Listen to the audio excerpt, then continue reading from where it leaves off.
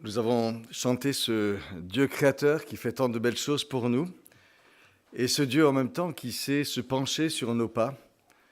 Et nous savons qu'il sait se pencher sur nos pas même lorsque ces pas se font chancelants, et même lorsque parfois nous trébuchons ou tombons. Je voudrais ce matin que nous puissions ensemble parler du pardon. Merci. Vous savez que c'est le thème de notre convention qui aura lieu au mois d'août et j'ai accepté de faire la première intervention de cette convention. Et comme j'avais la prédication aujourd'hui, j'ai saisi l'occasion pour réfléchir avec vous, interroger un peu ce que signifie cet acte de pardonner. L'acte de pardonner. Somme toute un acte étrange. Et il vaut la peine d'essayer d'y penser, de bien le comprendre. Je vous invite à lire deux textes, un de l'Ancien, l'autre du Nouveau Testament, des textes qui sont parmi le patrimoine du peuple de Dieu concernant cette question du pardon. Psaume 130.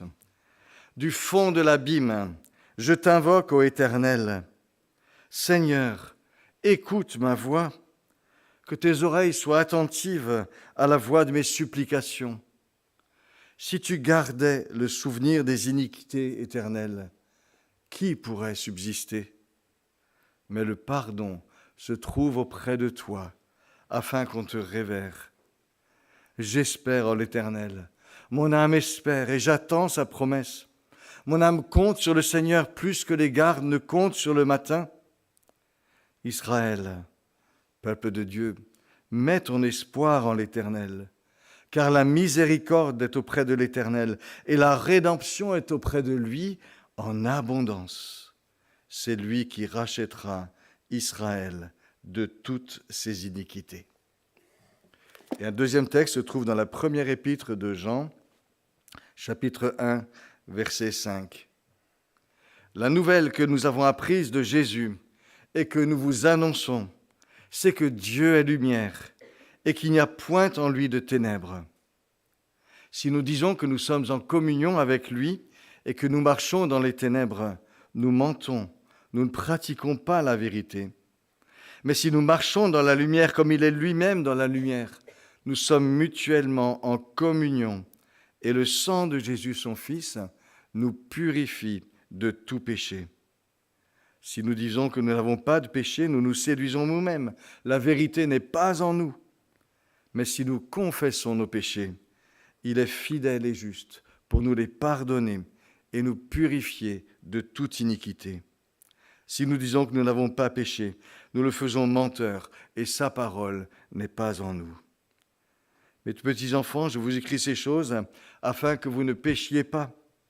Et si quelqu'un a péché, nous avons un avocat, un défenseur auprès du Père, Jésus-Christ le juste.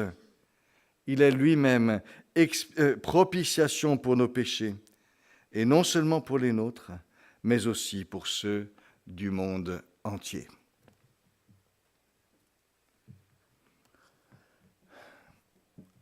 Depuis que nous sommes tout petits, on nous a appris à dire pardon. Ce petit mot fait rapidement partie du kit de base qui permet de vivre en relation. C'est quoi ce kit de base? Oui, non, encore, stop, s'il te plaît, merci, pardon, viens, on s'embrasse. Ces mots permettent tour à tour d'affirmer ses désirs, de mettre des limites, de demander, de recevoir, de revenir sur ce qui n'a pas été, de restaurer une relation. Pardon. Le mot a mille usages. Il peut être très léger, furtif, lorsque je bouscule quelqu'un par inadvertance ou que je me trompe en rendant la monnaie. Oh, pardon! C'est un mot de l'instant à ce moment-là, à visée immédiate. Mais il est loin d'être inutile. Il apaise à la racine ce qui pourrait être ressenti comme agressif ou comme malhonnête. Il remet juste les choses à leur juste mesure. il dit une considération, une sincérité, un regret. Tout se termine en général par un sourire, mais l'orage aurait pu se lever sans ce mot apaisant. Pardon. Pour un enfant, c'est parfois un mot difficile à dire. Lorsqu'il faut dire pardon et reconnaître un peu à contre-cœur qu'on a fait une bêtise. Et en même temps, c'est un mot qui permet parfois juste de s'élancer et de se blottir dans les bras pour tout remettre d'aplomb. Et on a ce même mot qui a des couleurs opposées. D'un côté, un effort sur soi pour dire oui, je dois reconnaître la bêtise, pardon. Et en même temps, la joie de retrouver la relation quand on peut courir vers l'autre dans la confiance d'être accueilli. On craint parfois que le mot pardon ne devienne pour les enfants une espèce de mot magique qui règle tout et permet de s'en sortir à bon compte. J'ai dit pardon. Mais que deviendrait quelqu'un qui n'aurait jamais appris à revenir sur ce qu'il a fait de mal et qui avancerait sans état d'âme, quels que soient les dégâts qu'il causerait de partout? Pardon. Pour nous chrétiens, c'est un mot que l'on prie, un mot que l'on chante. Certains s'abîment, malheureusement, à demander pardon sans répit, dans une sorte de culpabilité maladive. D'autres, grâce au pardon, surfent allègrement sur les crêtes de la vie, malgré leurs manquements notoires, chantant la grâce de Dieu qui libère de toute culpabilité. Entre poids et légèreté, entre charge et décharge trop insouciante, où trouver une juste place du pardon que nous demandons, du pardon que nous recevons jour après jour? Et que dire du décalage entre le pardon que nous recevons si naturellement de Dieu et celui que nous avons tant de mal à accorder aux autres? Pardon. Il arrive que l'on soit confronté à l'horreur du mal, à un comportement, une folie meurtrière qui détruit définitivement une vie, des vies, sans retour en arrière possible. Et à ce moment-là, souvent, on va dire que le souci du pardon est largement éclipsé par la préoccupation de la justice et le besoin premier de dire l'horreur du mal. Nous avons connu le procès du Bataclan. Ce procès a duré 9 mois, un procès exemplaire dont Emmanuel Carrère s'est fait une chronique d'une justesse absolument exemplaire dans son ouvrage V13, comme vendredi 13 novembre 2015. Mais on se rend compte que dans cette histoire-là, parler de pardon semble presque hors sujet. Presque hors sujet. Ce qui compte, c'est de dire l'horreur du mal, le mal commis, le mal subi, ses résonances infinies, irréversibles. La priorité est là, le premier besoin est là, et c'est cela dont les victimes ont besoin de pouvoir dire, c'est ce qu'elles ont besoin de dire, qu'elles ont besoin de pouvoir être entendues là-dessus. C'est à cela aussi qu'il faut confronter les coupables. Le pardon est loin, très loin. Plus tard, peut-être. Par contre, lorsque la justice cesse d'être juste et judiciaire, lorsque la justice tourne à la vengeance, lorsqu'une communauté riposte au nom de la justice pour faire payer à l'autre le mal qu'elle a subi, l'engrenage devient tel que la question du pardon s'impose à nouveau à tous. Car comment autrement mettre fin aux réactions en chaîne qui risquent de tout anéantir? Pardon, justice, pardon. Tout cela se mêle. Quel est donc cet acte qui consiste à demander pardon, à pardonner, à être pardonné? Quelle est donc cette démarche si quotidienne d'un côté et si surprenante de l'autre quand on y pense? Tellement facile à recevoir, tellement exigeante à donner, tellement nécessaire ici, tellement secondaire ailleurs.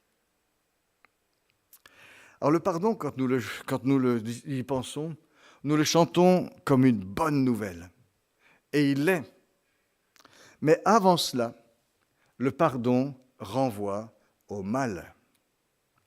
Et non pas au mal en général, mais au mal commis, au mal subi, au mal inscrit dans notre histoire, par nos actes pour celui qui l'a commis, ou par l'action néfaste d'autrui pour celui qui l'a subi. Ce qui caractérise un acte, c'est qu'on ne peut pas l'effacer. On ne peut pas l'effacer. On ne peut pas faire qu'un acte qui a eu lieu n'ait pas été. C'est posé, c'est inscrit, c'est irréversible. Le temps, sur lequel nul ne peut revenir, nous impose cette limite.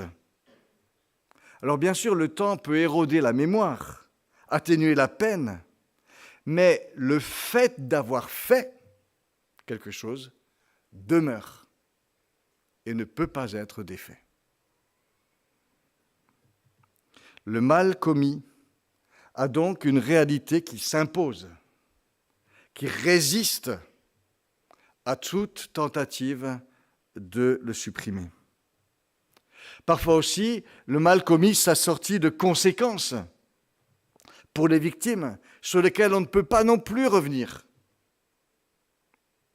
Pour les actes les plus graves, la réparation semble même impossible, ou quand on fait quelque chose, ça semble tellement dérisoire quand l'irréparable a été commis. Lors du procès du Bataclan, il y a eu tout un temps où on a évoqué les souffrances de ceux qui avaient vraiment vécu cela, les horreurs irréversibles de tout cela. Il y a un moment donné où la justice a essayé de proposer des compensations. Et ce moment était un moment saisissant, parce que tout ce qu'on pouvait essayer de proposer semblait si dérisoire, si dérisoire. La réparation n'est pas toujours possible. Et quand on ne peut pas réparer, comme dans ce cas-là, ça fait crier encore plus l'horreur du mal et sa mesure effroyable. Et on découvre vraiment par rapport à cela, quand on réfléchit à cela, combien le pardon est un immense défi. Le pardon est un immense défi. Voyez l'obstacle qu'il faut affronter, surmonter, un acte irréversible avec toutes ses conséquences et parfois si peu de moyens pour réparer. Ce qui veut dire que si cet acte est mon acte, lorsque je demande pardon, je demande beaucoup. Et ça veut dire aussi que si j'accorde mon pardon, j'accorde beaucoup. Le pardon est tout sauf une banalité, qu'on le demande ou qu'on l'accorde. Le poids des actes a bien intégré. Ceci dit, chaque acte doit être considéré à sa juste mesure et il nous faut ici garder le sens des proportions. Nous bronchons tous de plusieurs manières, nous dit le Nouveau Testament, mais toutes les manières de broncher n'ont pas la même importance, ni les mêmes conséquences. Tous nos actes ne se valent pas. S'énerver pour un clou que l'on a mal planté n'est pas à mettre au même niveau que d'entrer dans une colère dévastatrice contre quelqu'un qui s'est trompé. Et la Bible fait une différence entre nos actes. Elle ne met pas tout sur le même plan. Elle distingue par exemple les péchés commis volontairement ou involontairement. Il est question aussi de dire « je pourrais être innocent de grands péchés », dit le psaume 19, ce qui suppose que tous n'ont pas la même importance, même si tous sont péchés. Jésus souligne que la racine du mal se trouve derrière toutes les toutes premières pensées mauvaises qui conduisent à l'acte, par exemple la convoitise et l'adultère. Mais il ne nivelle pas tout pour autant. L'acte de commettre adultère suite à une pensée d'adultère est quand même plus grave que simplement la pensée. Et résister à cette pensée est une bonne chose. Il nous faut vaincre la tentation. La gravité... Jésus parle aussi, lorsqu'il s'adresse à Pilate, de celui qu'il a livré à lui en disant « il a commis un plus grand péché », ce qui signifie que pour lui, il y a des gradations dans le mal. La gradation du péché dépend aussi de si on connaît ou si on ne connaissait pas la volonté de Dieu. Et en ce qui concerne les réparations, la loi de Moïse, c'est doser les restitutions. On prend en compte là le sens des proportions. Il nous faut donc garder toujours une juste mesure lorsque nous évaluons les torts ou la gravité d'une faute. Par exemple, un petit enfant qui explore le monde et qui fait plusieurs bêtises dans cette exploration ne manifeste pas par là combien il est déjà radicalement pécheur. Il est juste en train de tester ses limites, pas plus. Et nos erreurs d'apprentissage sont à mettre dans la même catégorie. C'est normal de se tromper et de ne pas tout de suite faire bien quand on apprend. Certaines fautes aussi se règlent juste dans l'instant. Je me suis énervé, j'ai mal jugé une situation, j'ai eu une parole trop vive, immédiatement je le reconnais, je m'excuse, et ça permet de repartir, de ne pas s'attarder, d'aller de l'avant.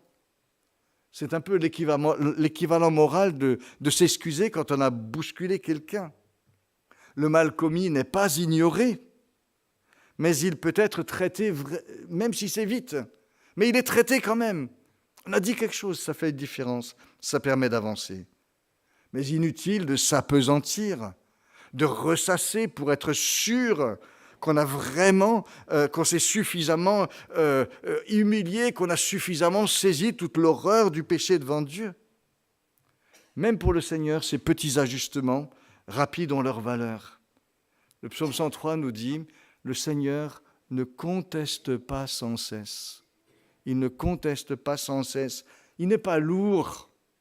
Il n'est pas relou, comme on dit, ni procédurier. Il ne prend pas plaisir à s'apesantir.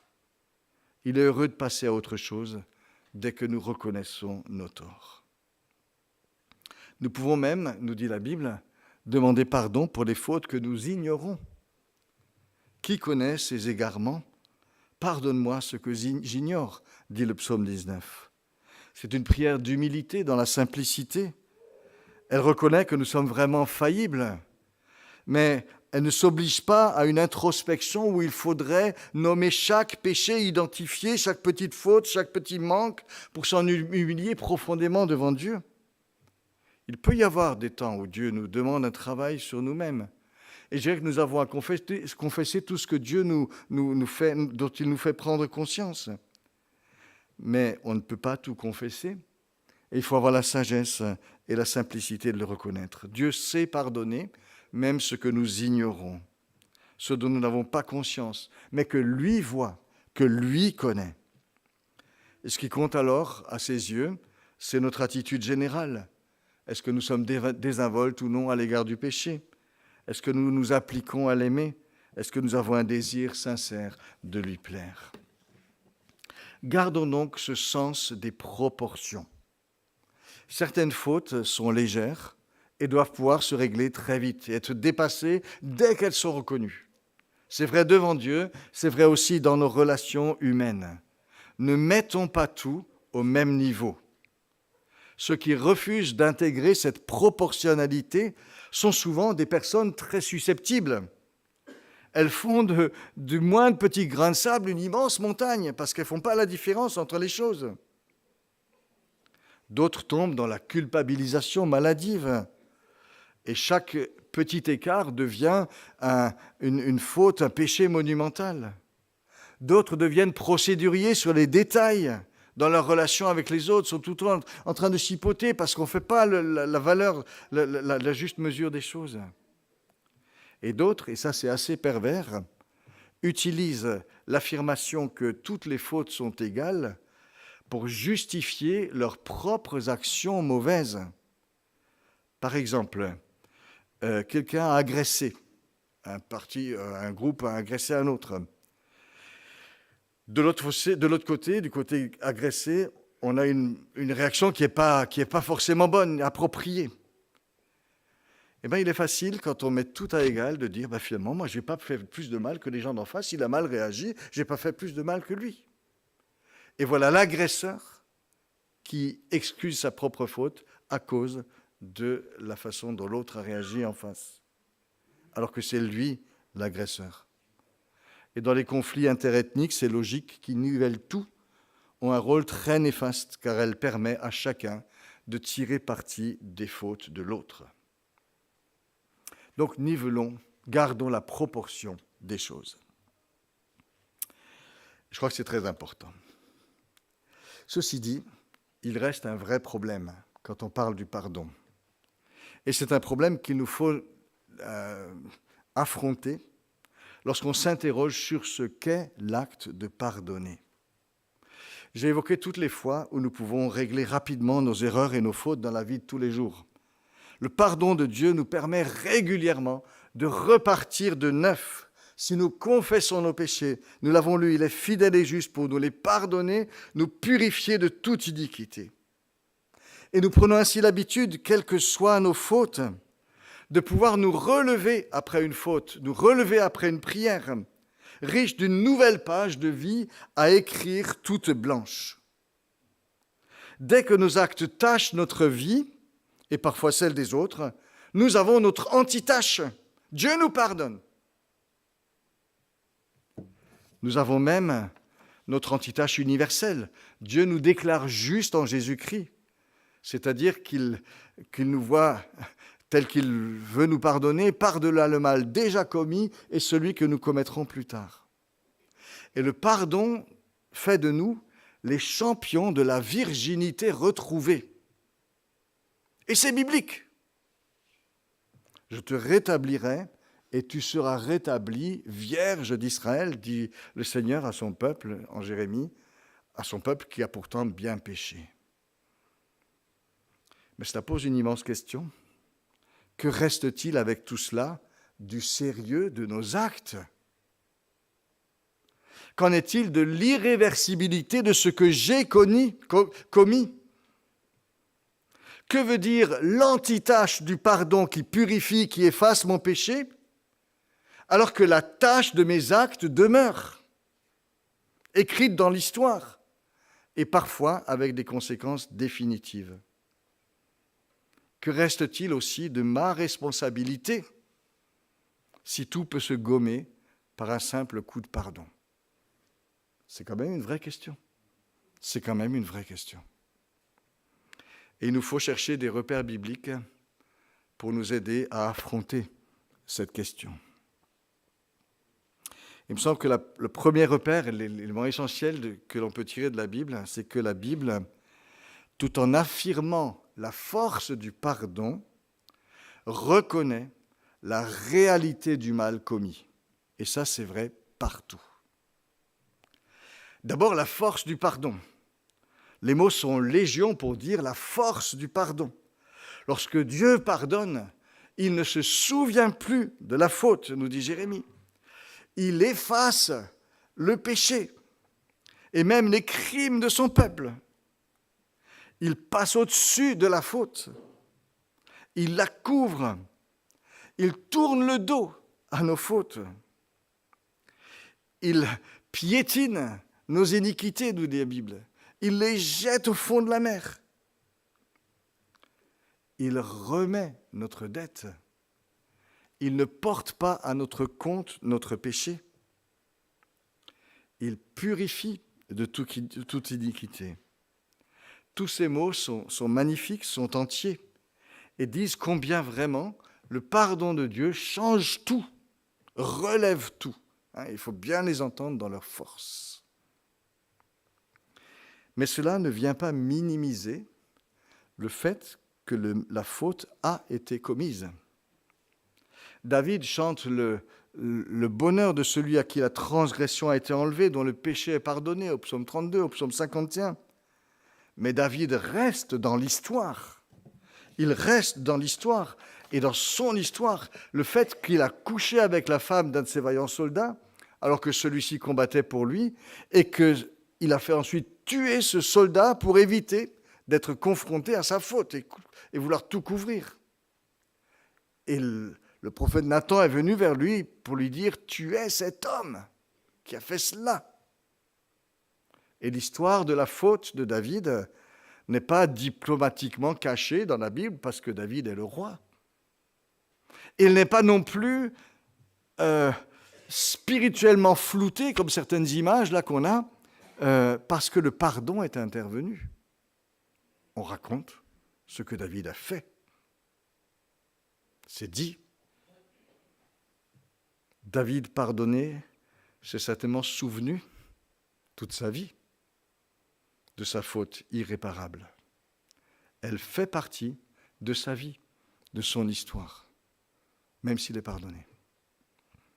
Paul lui aussi s'est souvenu toute sa vie du fait qu'il avait persécuté l'Église de Dieu. Il le dit, 1 Corinthiens 13, « J'ai persécuté l'Église de Dieu ». Et Pierre, pardonné, n'a pas oublié son reniement de Jésus.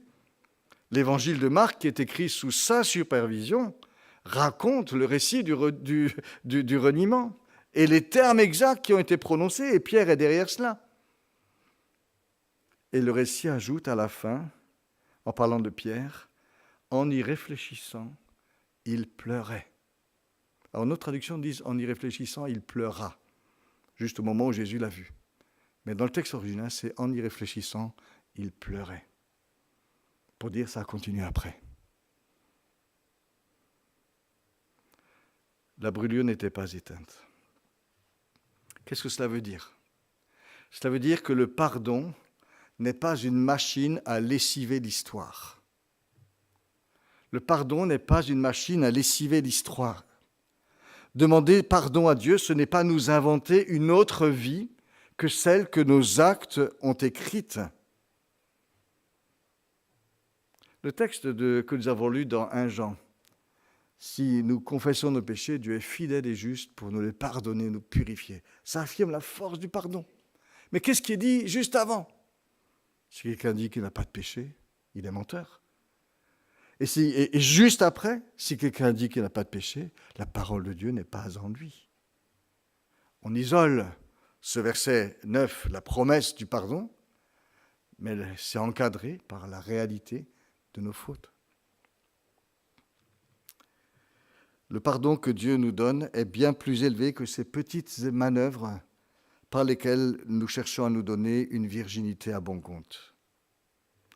Si nous cherchons dans le pardon de Dieu une façon de lisser notre propre image pour rendre notre vie plus facile à assumer, nous n'honorons pas le vrai pardon de Dieu. Alors ça nous pose la question, mais qu'est-ce qu'est le pardon ? S'il n'est pas cette éponge qui efface à bon compte les actes de nos vies. Je dirais que le pardon, c'est le choix de surmonter l'offense en vue de la relation. Je parle de l'offense, c'est ce qui me touche, ce qui me blesse. Surmonter cela en vue de la relation. Je détaille, le pardon est un choix, un libre choix. C'est un acte libre à chaque fois. Ce n'est pas le rouage d'une bonne mécanique. S'il y a eu bonne confession, il y aura pardon, c'est comme ça, c'est mathématique. Non, le pardon est un choix, un libre choix fait par une personne, car il s'inscrit dans une relation avec des personnes en face l'une de l'autre. Et il concerne cette relation qui a été blessée par l'offense. Quel est ce choix? Ce choix, ce n'est pas de passer l'éponge pour dire qu'il n'y a pas eu d'offense, ou ce n'est pas d'excuser l'offense en lui trouvant toutes sortes de raisons. Non, le pardon fait face à l'offense. Il fait face à l'offense dans sa vérité, avec proportion, mais dans sa vérité. Et il choisit de la surmonter, l'offense, de passer au-dessus, de sortir par le haut, pour permettre et libérer la relation entravée par cette offense. C'est ce que traduit les verbes qui disent de la Bible qui parlent de passer au-dessus de la faute. Il faut la surmonter, la faute. Pas l'ignorer, pas l'effacer, la surmonter. On ne nie pas cette faute. On reconnaît ce qu'elle a été dans sa consistance. On reconnaît aussi qu'elle a blessé, qu'elle a déçu, qu'elle a fait mal, qu'elle a fait du mal peut-être. Et que ça charge la relation qui est comme plombée par tout ça. Oui, la faute charge négativement la relation. Et tout cela, on l'affronte lucidement. Et cela doit l'être parce que c'est la réalité. Comment donc le pardon surmonte-t-il l'offense? Que veut dire offrir le pardon ou être disposé à pardonner? C'est vraiment refuser par générosité que l'offense subie ne reste un obstacle pour la relation. Comme cela serait légitime, comme cela serait mérité, et comme parfois on le désire au fond de soi quand on a été blessé. On choisit face à cette offense commise la générosité comme le chemin qui permet de sortir par le haut. Et on dit, je remets gratuitement la dette. Il y a dette, oui, mais je la remets, la dette. Je la remets. Je ne veux plus que l'offense dont j'ai souffert, qui a blessé la relation, je ne veux plus qu'elle fasse obstacle entre lui, elle, eux et moi. Et je choisis pour moi-même de renoncer vraiment, de renoncer à la dette, de renoncer à toujours mettre cette offense au compte de l'autre comme une sorte de charge qui resterait toujours envers et contre tout à mon égard. Je choisis aussi de renoncer à ressasser cette offense, à la rappeler toujours dans mon cœur, à la laisser parasiter encore notre relation. Je renonce encore à faire de cette offense une munition que je pourrais envoyer à l'autre comme un missile à la prochaine occasion.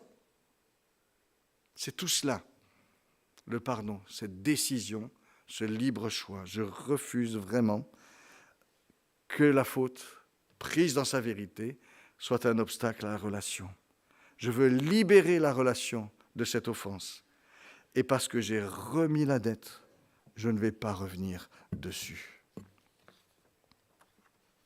Quand Dieu nous dit « ton péché est pardonné », c'est cela qu'il nous dit. Il nous dit « j'ai choisi d'agir envers toi de telle sorte que la relation entre toi et moi soit libérée du mal que tu as fait, de ce qui m'a déplu, de ce qui m'a offensé, de ce qui m'a attristé.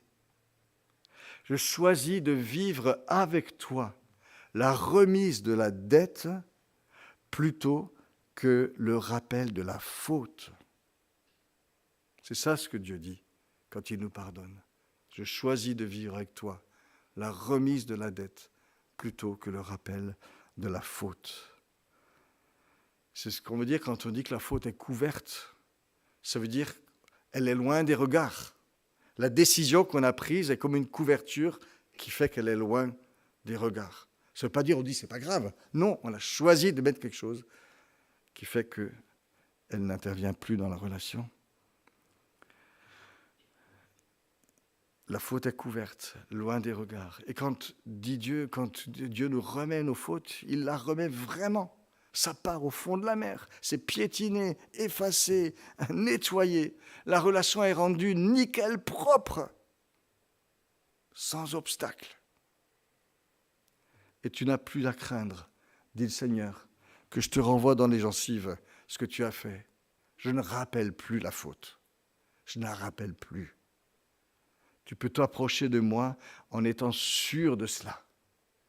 Et tu peux te regarder toi-même désormais en sachant que c'est cela la façon dont moi je te vois, dont j'ai choisi de te regarder. Alors oui, tu as fait le mal. Alors oui, j'ai eu mal de cela, on le sait, mais ça ne fait plus obstacle. Et on choisit de continuer, de surmonter. Et on va avancer désormais. Et celui qui permet cela, c'est Jésus. C'est Jésus, il est propitiation pour nous, nous dit 1 Jean 2. C'est grâce à ce qu'il a enduré sur la croix que Dieu peut nous être propice, que Dieu peut nous être favorable, que Dieu peut libérer toute sa générosité envers nous sans se rendre complice du mal, parce que Jésus l'a enduré. Et Jésus est et reste notre avocat notre défenseur face à tout ce qui nous accuse. C'est ce pardon-là que nous sommes invités à accepter de la part de Dieu. C'est ce pardon aussi que Dieu nous demande d'accorder aux autres si nous l'avons reçu. Alors j'en ai détaillé les étapes, mais certaines étapes se vivent presque sans y penser. Lorsque l'on aime, à propos des petits heurts de la vie, par exemple, que ce soit dans les couples, dans les familles, dans nos relations avec nos enfants, nos petits-enfants, souvent, spontanément, dans l'amour, on vit toutes ces choses-là, sans détailler tout ce qu'on a fait. On le vit dans l'amour. Mais lorsque ce qui a fait mal ou qui sépare devient lourd, lorsque cela devient blessant, alors on a besoin de redécouvrir ce côté volontaire, ce côté exigeant face au mal qui blesse pour le surmonter et ne pas lui permettre de triompher, pour en sortir par le haut, sans hérisser ses défenses et ses griefs en permanence, pour entrer dans une logique où on est prêt à les abandonner, à renouer la relation et à repartir de neuf. Alors il peut sembler parfois que avoir ces dispositions, c'est se rendre un peu vulnérable à l'autre. Mais voyez Jésus à la croix. Comment se rendre plus vulnérable que cela? Et en même temps, quel chemin de vie, quel chemin de réconciliation a été ouvert ainsi? Quelle force dans cet abandon, dans ces deux bras ouverts, à jamais inscrit dans l'histoire. Ce pardon-là, oui, est un choix libre, un choix de générosité, un choix d'amour, un choix de relation, un choix de paix, un choix d'avenir aussi, malgré l'obstacle de ce qui a blessé. Quand tout est bloqué par une faute, par quelque chose qui n'a pas été, mais combien c'est magnifique cette grâce, ce cadeau inespéré. C'est comme une espèce de surgissement lumineux qui ouvre à tous les possibles, qui restaure la vie et qui fait retrouver la relation. Alors nous vivons dans un monde où tant de situations sont bloquées, sont enfermées par le mal commis, par le mal entretenu dans la haine, dans le ressentiment, dans la revanche. Tant de souffrance aussi lorsque le mal est délibérément ignoré et que c'est comme une seconde injure à ceux qui en ont souffert. Le choix du pardon, dont nous sommes si magnifiquement bénéficiaires de la part de Dieu, est cette chance offerte de s'en sortir, tout en nommant le mal et les blessures pour ce qu'ils sont, mais de s'en sortir par le haut. Et seul l'amour et seul l'ordre de la grâce peuvent créer cela. Merci Seigneur, merci éternellement pour ton pardon. Et apprends-nous la grâce, la chance à offrir de faire vivre nous aussi en acte ce mot unique de pardon. Amen.